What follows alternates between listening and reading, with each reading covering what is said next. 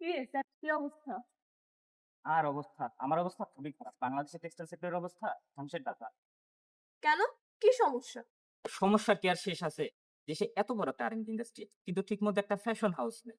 দেশে এত ফ্যাক্টরি কিন্তু এদেরকে যে সার্টিফিকেশন প্রদান করবে, সেই সার্টিফিকেশন প্রদান করার মতো একটা ভালো ইনস্টিটিউশন বুটেক্স থেকে কোনো হেল্প নিচ্ছিস না কেন?